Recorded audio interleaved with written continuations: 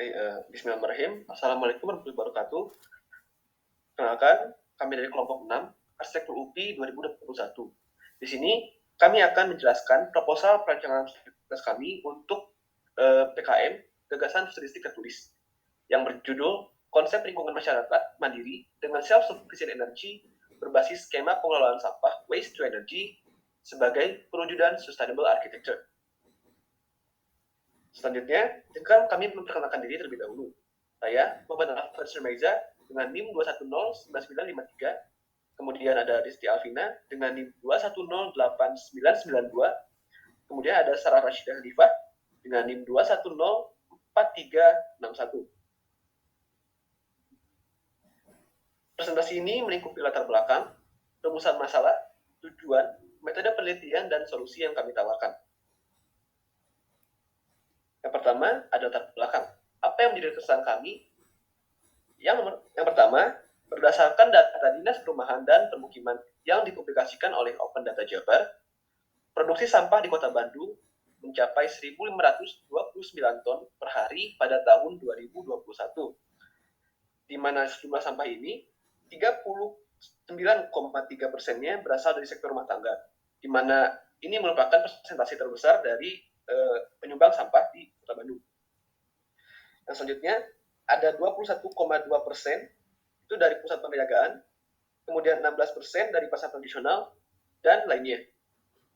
Di mana lebih dari 50% sampah ini merupakan sampah jenis anorganik yang tidak dapat terurai dengan sendirinya.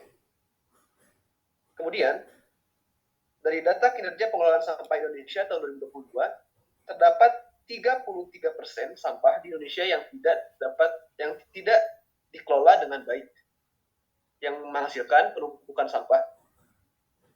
Kemudian yang nomor 2, Indonesia masih memiliki ketergantungan yang tinggi pada produksi listrik dari pembangkit listrik tenaga uap atau PLTU yang bahan bakarnya merupakan batu bara, di mana kita semua tahu bahwa batu bara ini tidak cukup baik bagi bumi sebagai pembangkit listrik.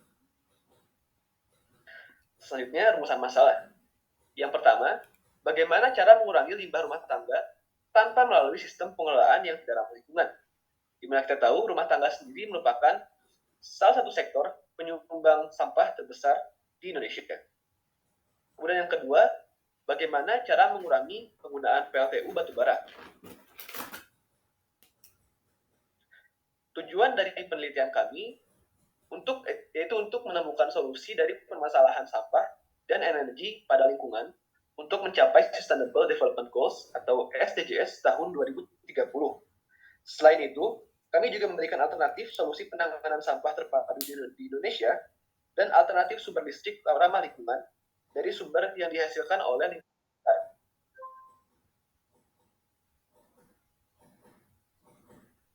Metode penelitian. Penelitian ini dilakukan dengan mewawancarai beberapa ahli dalam bidang terkait, terutama dalam bidang Sustainable Architecture dan termokimia.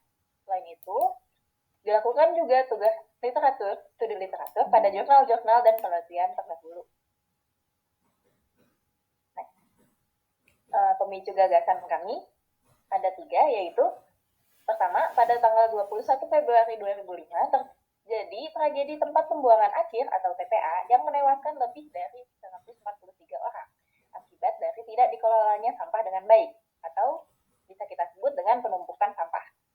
Lalu ada kedua, pemenuhan kebutuhan energi listrik di Indonesia masih menggunakan bahan bakar fosil seperti batu bara, minyak bumi, gas, dan diesel yang mencapai 95%.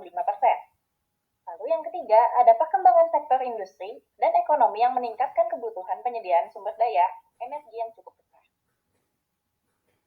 Next, solusi yang kita ajukan adalah konsep lingkungan masyarakat mandiri dengan self-sufficient energy berbasis dengan skema pengelolaan sampah waste to energy sebagai perwujudan sustainable architecture. Konsep ini wujudnya adalah sampah yang dihasilkan dari sektor rumah tangga akan menghasilkan listrik yang akan disalurkan lagi ke sektor rumah tangga, yang yaitu sebuah siklus kecil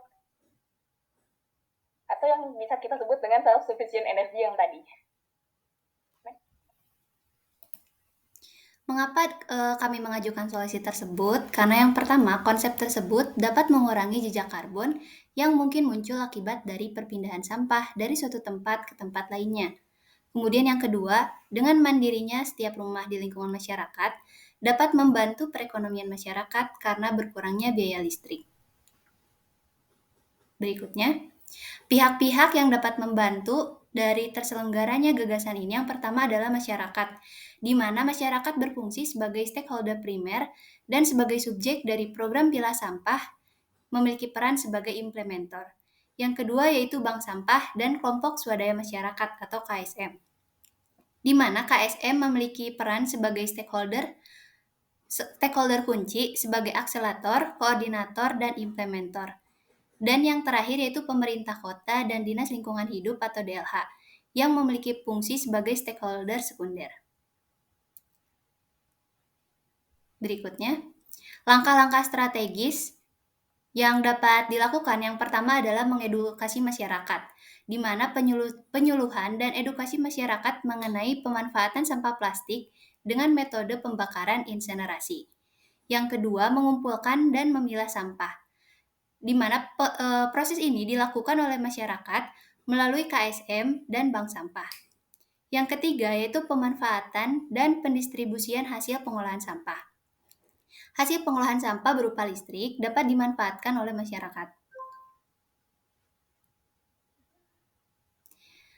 Kelebihan dari konsep yang kami ajukan yang pertama adalah dapat mengurangi penumpukan sampah dan memperpendek perpindahan sampah. Yang kedua, dapat mengatasi penyediaan listrik yang tidak merata. Kemudian dapat mengurangi jejak karbon sebagai akibat baik dari perpindahan sampah maupun bahan bakar pembangkit listrik. Kemudian dapat meningkatkan kesejahteraan masyarakat. Sedangkan kekurangan dari konsep ini, yang pertama adalah pencapaian gagasan memerlukan kerjasama dari pemerintah dan masyarakat, dan biaya pembangunan sarana dan prasarana penunjang baru yang cukup mahal.